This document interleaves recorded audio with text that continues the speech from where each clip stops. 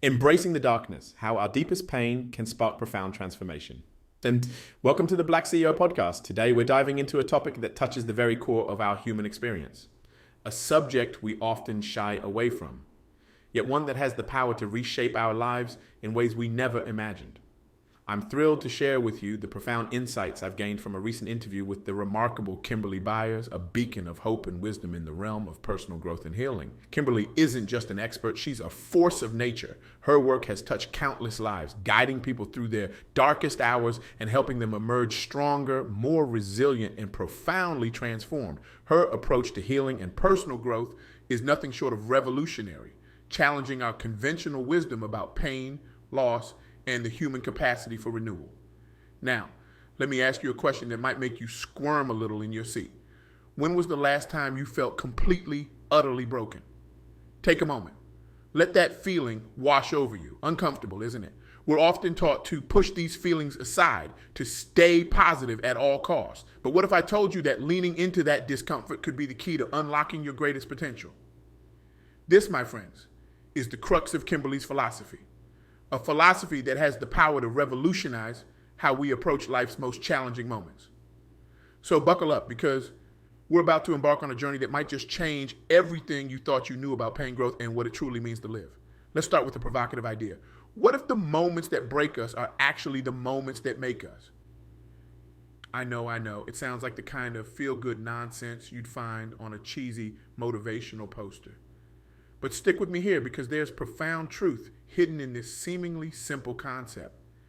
Think back to that moment of brokenness I asked you to recall. Maybe it was the loss of a loved one, the end of a relationship that you thought would last forever, or a professional setback that shattered your sense of identity. In that moment, it probably felt like your world was ending, and in a way, it was.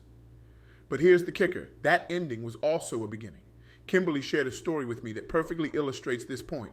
She told me about Sarah, a high-powered executive who had built her entire identity around her career. Sarah was the quintessential workaholic. First one in the office, last one to leave, sacrificing personal relationships and self-care on the altar of professional success. Then, in a cruel twist of fate, Sarah was diagnosed with a chronic illness that forced her to step away from her job. In an instant, everything she had worked for, everything she thought defined her, was gone.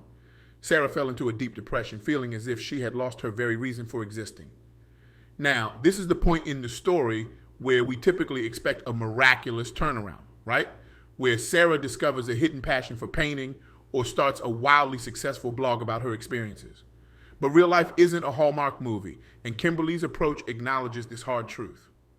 Instead of pushing Sarah to find the silver lining or stay positive, Kimberly encouraged her to do something radical, to fully feel and acknowledge her pain, to sit with it, to explore it, to give it the space it demanded.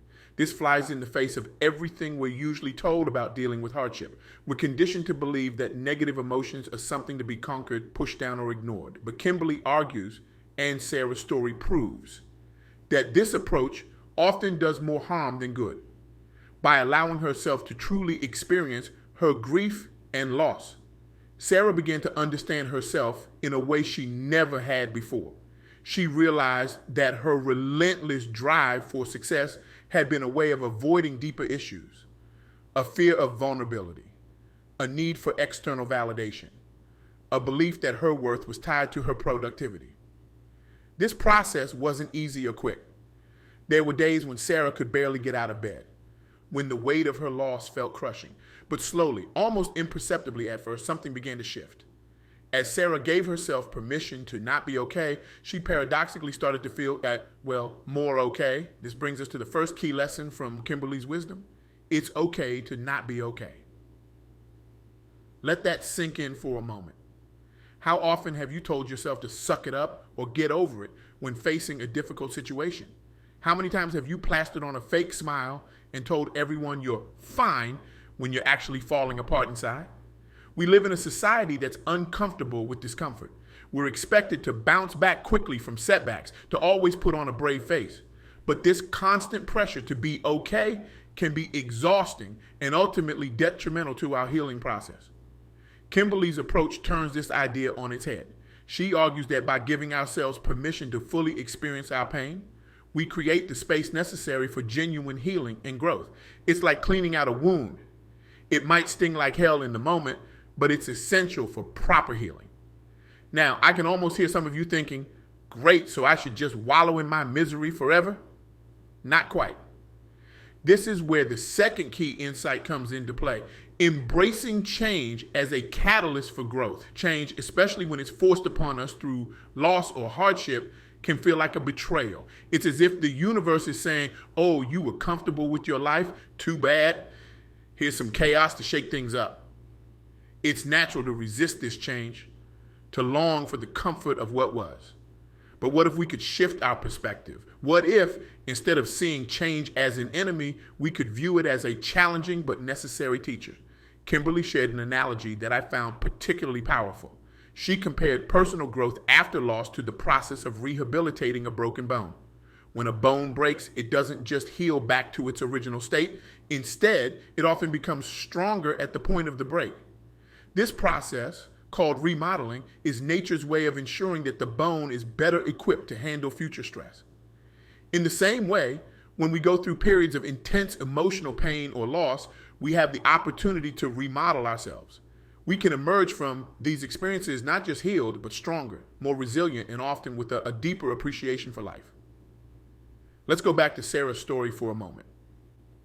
As she began to accept her new reality, she started to explore aspects of herself that she had long neglected. She rediscovered her love for writing, something she hadn't done purely for pleasure since college. She began to invest time in relationships that she had previously deemed unproductive. She even started volunteering at a local community center, finding a sense of purpose that wasn't tied to a job title or salary. Was this transformation easy? Hell no. There were setbacks, moments of doubt, days when the loss of her old life felt overwhelming. But gradually, Sarah began to build a life that was richer, more balanced, and ultimately more fulfilling than the one she had lost. This brings us to Kimberly's third key message: give yourself grace and live. Now, this might sound simple, even a bit cliche, but in practice, it's one of the most challenging and powerful things we can do. Giving yourself grace means being patient and kind with yourself as you navigate the choppy waters of grief and change. It means understanding that healing is not a linear process. There will be good days and bad days, steps forward and steps back, and that's okay. Living in this context doesn't mean immediately jumping back into life as if nothing has happened. It means gradually opening yourself up to new experiences, even if they feel uncomfortable at first. It means allowing joy to coexist with your pain, understanding that feeling happiness doesn't diminish the significance of your loss. Kimberly shared another powerful example that illustrates this principle. She told me about Mark, a man who had lost his wife to cancer after 30 years of marriage. Mark's grief was all-consuming. For months, he could barely function, overwhelmed by the loss of his life, partner, and best friend. But slowly, with the support of his children and a grief counselor, Mark began to re-engage with life. He started small, taking short walks in the park where he and his wife used to stroll, meeting a friend for coffee, volunteering at the hospital where his wife had received treatment. Each of these actions was a tiny act of living, of giving himself grace to experience life again. And over time, these small steps led to bigger ones. Mark discovered a passion for photography, something he and his wife had always talked about exploring together. He formed new friendships through a support group for widowers. He even, much to his surprise, found love again in his late 60s. This story beautifully illustrates a crucial point. Living beyond our loss doesn't mean forgetting or getting over it. It means finding ways to carry our loved ones with us as we continue our journey. It means allowing our experiences to shape us without defining us entirely. Now, I want to be crystal clear about something. None of this is easy. The path from grief to growth is often long, winding, and treacherous. There will be days when it feels impossible, when the pain is so acute that the idea of embracing change or giving yourself grace seems laughable. And that's okay too. Remember, the goal isn't to rush through your pain or to force yourself to feel better before you're ready. The goal is to slowly, gently open yourself up to the possibility of healing and growth. So how can we put these powerful insights into practice in our own lives. Here are a few suggestions based on Kimberly's wisdom. First, allow yourself to feel. Create space in your life to acknowledge and express your emotions, whatever they may be. This might mean journaling, talking to a therapist, or simply allowing yourself to cry when you need to. Remember, there's no shame in your pain. Second, be patient with yourself. Healing takes time, and there's no set timeline for grief. Don't let anyone, including yourself, rush your process. Give yourself the grace to heal at your own pace. Third, look for small opportunities for growth. This doesn't mean making massive life changes right away. It might be as simple as trying a new hobby, reaching out to an old friend, or volunteering for a cause you care about. These small acts can slowly open you up to new possibilities and perspectives. Fourth, seek support. Surround yourself with people who understand and respect your journey. This might be friends, family, a support group, or a professional counselor. Remember, you don't have to navigate this path alone.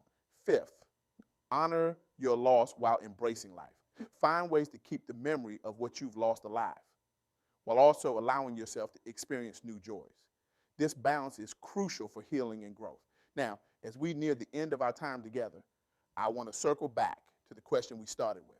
What if the darkest moments in our lives are actually opportunities for our greatest transformations?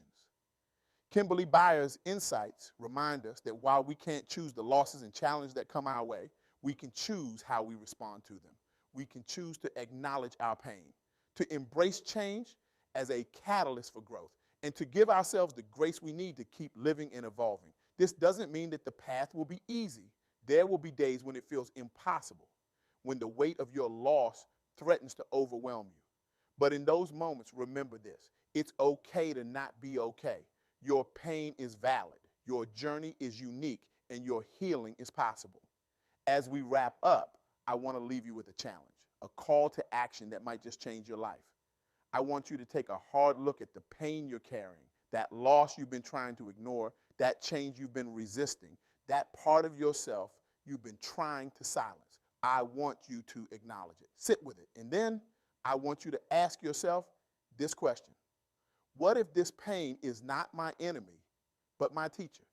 This isn't about finding a silver lining or forcing positivity. It's about being brave enough to face your pain head on and ask what it has to teach you. It's about being willing to let that pain transform you, to let it break you open so that new light can get in. So here's my challenge to you. For the next week, every time you feel that pain rising up, instead of pushing it away, I want you to pause. Take a deep breath and say to yourself, this hurts and that's okay. What can I learn from this? Write down what comes up for you. Be honest, be raw, and at the end of the week, look back at what you've written. You might be surprised at the insights you've gained, the strength you've discovered, the growth you've experienced. Remember, you are stronger than you know. You have within you the capacity not just to survive your darkest moments, but to use them as catalysts for profound personal growth and transformation. It won't be easy, and it won't happen overnight. But with patience, self-compassion, and a willingness to embrace change, you can live beyond your loss and pain. In the words of Kimberly Byers, you will live again. It will take time, but you will. So take that first small step. Allow yourself to feel. Embrace the change. Give yourself grace. And above all, keep living. As you leave this talk today, I want you to remember this. Your pain does not define you, but how you choose to grow through it will. You have the power to transform your darkness into light, your wounds into wisdom, your losses into lessons that can change not just your life, but the lives of those around you. So go forth, feel deeply, change bravely, live fully, and never, ever underestimate the power of your pain to spark profound transformation. The world is waiting for the stronger, wiser, more compassionate you that's emerging from this crucible of change. It's time to embrace your journey in all its messy, painful, beautiful complexity. Thank you for joining us on this transformative journey. May you find the courage to face your pain, the strength to embrace change, and the grace to keep living, growing, and evolving. Remember, it's not just about surviving your darkest moments. It's about using them to become the strongest, most authentic version of yourself. You've got this. Now go out there and live.